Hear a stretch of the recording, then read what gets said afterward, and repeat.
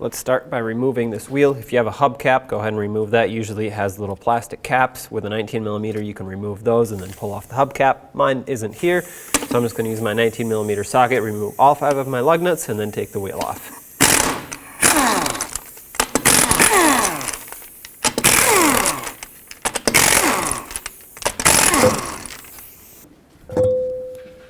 Now with the wheel off, I'm going to start by breaking free this jam nut here. It's pretty rusty, so I'm going to spray it with some rust penetrant. Hopefully that helps me out. Let's use a 21mm socket. Try to break this free. There we go. Sometimes if this doesn't work, you can use a rubber mallet on your wrench. Okay, now that this is broken free, we can move on to removing this cotter pin, which I might not be able to remove judging by its condition here, but I'll give it a shot. Oh, looks like I was able to break it free. I'm going to cut off the excess here so I can hammer it through. Now I can grab it on this side and pull it out. And if you can't remove your cotter pin, just cut it flush with the nut, hammer your socket on here, and then just take off the nut over the cotter pin. This is a 19mm nut. Remove it. Now take your hammer and hammer on the knuckle. That way you can break the stud free from the knuckle.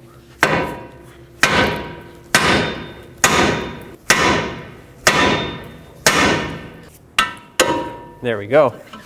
At this point you want to count the number of turns that it takes to remove this tie rod fully. That way when you put it back on, you know how far in to go. You'll still need an alignment after this, but this will get you close. There we go. Write that number down or remember it. Now let's remove this nut so we can get the boot off. And my boot is in very poor condition, as you can see.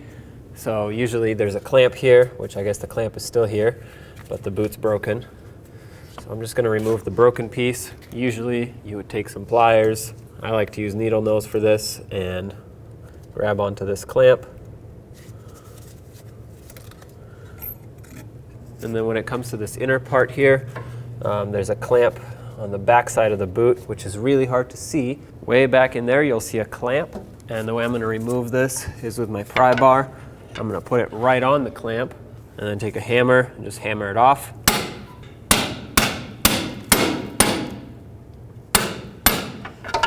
This is a single time use clamp.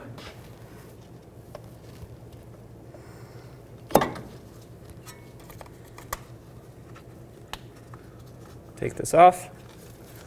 I'm going to try and take this plastic cover off of here so I can actually get a grip on the tie rod itself with my tool so I can remove it.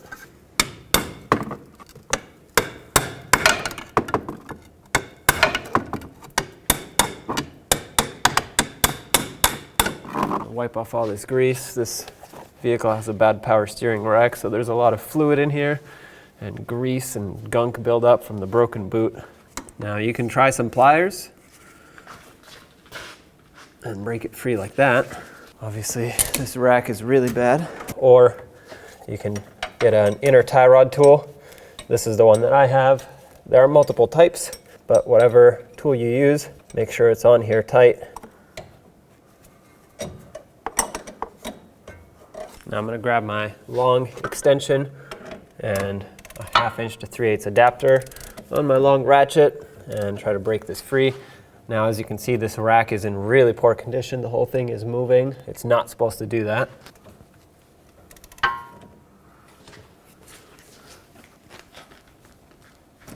There we go. All right, that broke free. Let's finish removing it the rest of the way. There it is. Take this plastic sleeve off. Here's your old inner tie rod. Of course, I'm going to get my tool off of there, but here it is. Let's clean off the junk in here. Spray some brake parts cleaner on the threads.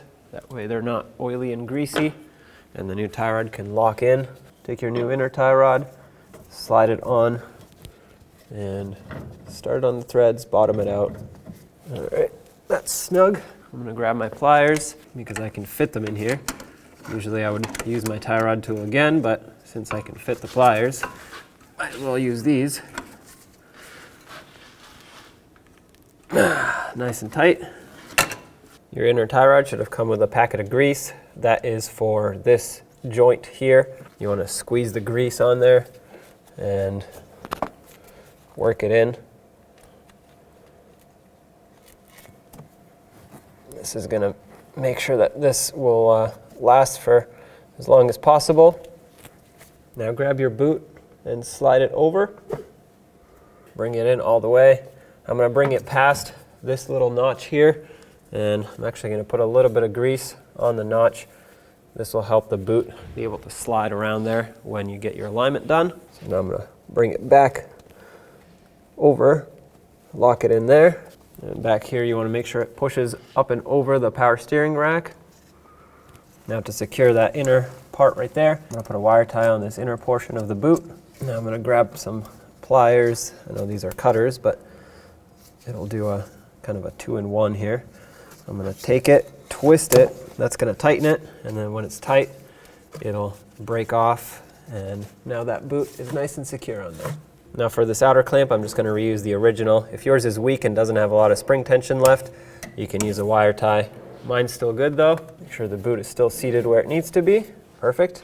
Next, I'm going to apply a little bit of anti-seize to these threads. That's going to help the outer tie rod as well as the jam nut not seize up in the future a little bit. And now drive the nut on. That's going to spread out the anti-seize that I just applied. Take your outer tie rod and put it on the same amount of turns that it took to take it off. Take off the castle nut and put it through the knuckle. Press it down and put the castle nut back on. Snug it up. This new one is an 18mm, 18 foot-pounds. And now you want to make sure that the castle nut lines up with the cotter pin hole. And mine almost does, so I'm going to go a little bit more. I know you can't see it, but trust me, you always want to tighten, not loosen, to get these lined up. Put the cotter pin through, bend it over, and this is what's going to lock it in. Bring the jam nut closer, and then we'll snug it up. Got a good snug. All right, and then bring the tie rod back so that it's sitting parallel with the knuckle. Let's get the wheel back on. Start on all 5 of your lug nuts, snug them up, and then torque them to 100 foot-pounds.